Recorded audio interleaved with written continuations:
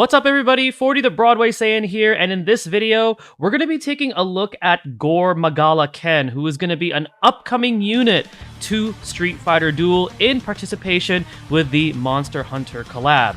But before we go ahead and talk about Gore Magala Ken, you guys know the drill. If you enjoy what you see on this channel, be sure to hit that subscribe button and turn on that notification bell. Leave a like on this video and let me know your thoughts down below if you've already had a chance to take a look at what Gore Magala Ken brings to the table, and are you excited for this collab, and are you excited and planning to pull for this character. So currently, right now in game, this character is available for us to look at in the fighter details, and you can also use him in the city of Shadowloo as like an ally if you can actually recruit him there temporarily. So we can actually have a feel of what this character can do and how he can complement certain characters in your party. So one of the things that I understand, to my knowledge, is that on the CN version of Street Fighter Duel, Gore Magala Ken was actually a master class, or like the light element. In this one, he's actually infernal, so he's of the dark element in the global version of the game. So I find that kind of interesting. Although, if you take a look at his aesthetic, I think the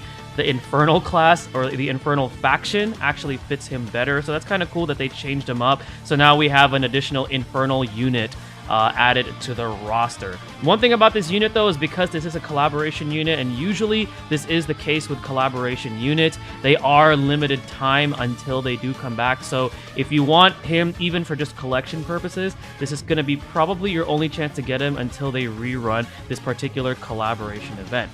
But we're going to go ahead and take a look at what he brings to the table. We're going to start things off with his passive, because I feel like with some of these characters, their passive kind of like tells you how you should be building your team around them. So his passive is called Dragon Rage Curse.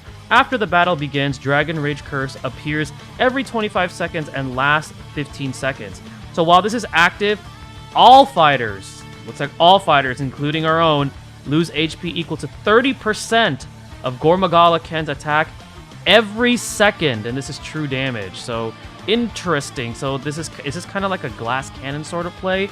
So in order to remove the curse earlier from the entire team, a single fighter must deal damage that exceeds 1000% of Gore Magala Ken's attack before the curse expires. So it looks like in order to remove the negative effect of the curse on our party, anyone on the team just has to deal damage that exceeds 1000% of what Gore Magala Ken's attack is. So we see the upgrades right here, level 2, 3, and 4. So at level 2, if the enemy team fails to remove the curse before it expires, all enemies deal 25% less damage for 12 seconds. So it has negative effects on enemy parties if they can't remove it. However, it looks like it has positive effects for if we remove it early before it expires. Now at level 3, if your team successfully removes Dragon Rage Curse before it expires, all teammates deal 25% more damage for 12 seconds. So that's a cool added upgrade right there. And finally, at the last upgrade, it reduces the damage required to remove for Dragon Rage Curse for your team to 800%, and rather than 1000 of Gore Magala Ken's attack. And then it increases the damage required to remove Dragon Rage Curse for the enemy team to 12,000. So the enemy team at this level has to work harder to remove it, while we have to work less. So that's really, really cool for an upgrade. I think it's definitely like a double-edged sword, this type of a style of play, where you have like this curse where you got to remove it, but if you're able to do it before it expires, your team benefits from it while the other team doesn't. So it's interesting. I actually think it's a very, very interesting style of play. I do think that it needs some team building, especially because it is a double-edged sword. A character that I can think of right off the bat that would totally benefit from this is Bison, because who cares about the HP drain? Unless Bison has no allies with him, he's not going to die. So Bison is perfect for this. I can see Elena working for this as well, just because Elena has the heals. So if you're concerned about that 30% HP drain, you could have Elena in your party, so then that way she is able to heal you up. So then you kind of have like a little bit of a cushion in case you have to work a little bit harder to remove the curse. Now, what this curse offers is it also offers a more aggressive style of play, because since both parties are losing 30% each time, what happens is that it allows you for faster games. So there's going to be faster rounds when you have this particular passive up. So it's definitely a race against the clock with this passive, but if you could remove the curse, you'll definitely get the benefits from it. And I could definitely see this being very oppressive, especially in PvP. Like, let's say like the arena, the live arena where they actually match you up against somebody. I see this being a very, very fun passive for PvP. But all in all, it's fun. I think it's cool. I think you have to build around it, but if you can build around it, it can actually potentially be very powerful. Now let's take a look at his super. So his super is called Tetsuzanko. It looks like it's single target, so this delivers a heavy hit to the nearest target, dealing damage equal to 580% of attack. That's a pretty high modifier at base. The fighter gains damage resist up by 30% for 10 seconds, and it cannot be dispelled. Interesting. Okay, so you get Gore Magala Ken gets a damage resist, which is really, really cool. At level 2, enemies have a 30% base chance to be inflicted with stun for 3 seconds when they receive Dragon Rage Curse. So that's pretty cool. So it has like an RNG based type of a CC. And then at level 3, it increases the damage overall to 638% of attack. And then that damage resist up is increased from 30% to 35%. So now you have a form of CC if you get this at level 2. And then at level 3, it further allows Gore Magala Ken a little bit of survivability with that damage resist. So very, very nice. He has a combo too. So his combo 2 is Spin Drive Slash. So this is unleashed automatically after a combo 1 if you have this set to combo 2. So what this does is it delivers a heavy hit to multiple targets within range, dealing soul damage equal to 240% of attack. At level 2, if Gore Magala Ken has that Dragon Rage Curse, he also gains 25% lifesteal. Wow.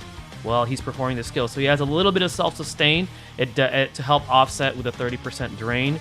And then afterwards, at level 3, when the target carries Dragon Rage Curse, the fighter has a 60% base chance to inflict 1 times weaken on the target. So this is a stackable debuff that decreases attack by 5% for 15 seconds, and it can stack up to 10 times. So very cool. So you have a way to kind of mitigate damage by, having this weaken effect on enemies so that they're dealing you less damage with a lowered attack. And finally, his combo 3 is called Charge Dragon Slash. This is unleashed right after a combo 2 if you have this set as a combo 3. So this slashes multiple targets within range, so it's another AoE attack, dealing soul damage equal to 360% of attack with a 20% chance to deal double damage. Ooh, so you have a 1 in 5 chance to deal double damage. So this could potentially be devastating as an AoE skill. And with that HP drain that you have from the Dragon Rage Curse, it's pretty much like it's like a race to the finish, it seems, when it comes to DPS. At level 2, it's now 20% chance to deal triple damage, and then at level 3, this is crazy, 20% chance to deal quadruple damage. So definitely this has a lot of potential, but you have to build around it. You have to have a team to build around Gore Magala Ken, especially that passive, because like I said, that passive, it's a double-edged sword. If you don't have someone on your team that reaches that threshold of, what is it, 1,000% of his attack, or 800% if you get all the upgrades, then this character might work against you. But if you do have the necessary DPS to be able to do it, then this character might be the character for you. Now, in terms of pulling, am I going to pull for this character? I think just for collections purposes, I'm going to go for 1 copy, because there's a rumor that a certain Shungoku Satsuken Master might be the next character to come out right after this one. So I kind of want him more, if that's true. But because he is Gore Magala Ken is a limited time character, and I don't want to wait for it to come out, I at least want 1 copy. And this is coming from me personally, in my opinion. I think if you have him just at A rank and you have him on your team, and let's say the rest of your team is super built, like you got SSS, SS plus, all that good stuff, then those characters can actually help reach that 1,000% of his attack threshold. So then that way you could remove that curse right away and benefit from it. I think that's one of the advantages actually of keeping him at a lower rarity. So if he's in your party, you can actually remove that curse even faster, because the rest of your units are already at a higher rarity with a higher base stat and things like that. So that's going to be my strategy for this character. I'm just going to aim for 1 copy, because I'm going to be saving for whoever's next. Hopefully it's who I just think it's gonna be. But let me know in the comment section below what you guys think of this character. Have you had a chance to take a look at his skills? What are your thoughts about him? Do you like him? Do you like how they designed him? Are you going to be pulling for him? I want to hear it all in the comment section, guys. He should be dropping very soon upon the making of this video, so super exciting that the next character that we get in Street Fighter Duel, for how short it's been out globally, is already a collab character, so I think that's really, really cool. Thank you guys again for watching. This is 40 the Broadway Saiyan signing out, and stay blessed, everybody.